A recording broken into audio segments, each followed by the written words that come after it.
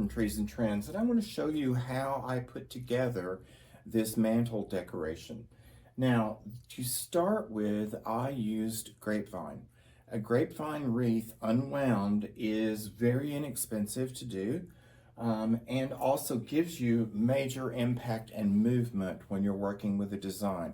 They work great like this, or used on Christmas trees when you're doing a fall version, or even if you're doing a more rustic lodge-like look, they work well that way too.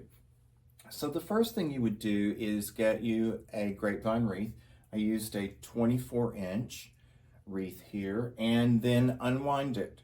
They're wrapped with one tie vine. Find the end of that, pull it out, unwrap it, and then you can pull the wreath fully open. Now, keep in mind these dried in that wreath shape, so they may want to fight you in placing. You can work with those loops, or you can soak the wreaths for approximately 30 minutes in warm water, and they will relax so that you can work with them easier. Just be sure to shake them free, give it just maybe 5 minutes then to dry off before you start putting it on a piece of furniture.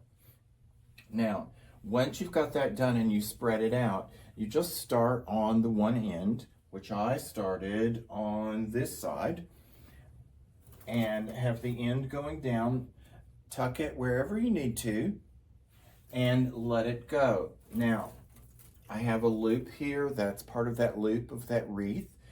Don't try to fight and make it flat, it's less interesting that way anyway. And let it work around. Now here I've tucked it behind this mantle that I'm using in the display, but you can sit something heavier back there, or you can wire it in place. After that, I used our lights, which, as I showed you before, are the cluster lights. Let me show you this way. This is the orange that I've used, and I have set it on the solid lighting because I didn't want any additional movement up here. And all I did was draped it following the loop of the grapevine. Now on this mantle, I've used 2 of the strings. The grapevines will run approximately 24 feet long. So they are connect end to end, so you don't have to worry about that causing any additional wiring sticking out. Then I placed the ghost. These are wood cutout ghost holding the jack-o'-lantern. Those are on each side. And then I put in some of these fun picks. And these, of course, say boo and have the bats on them so you can shape them out. Curve your stem to follow the wreath where you're going to tuck it in. And then just insert that.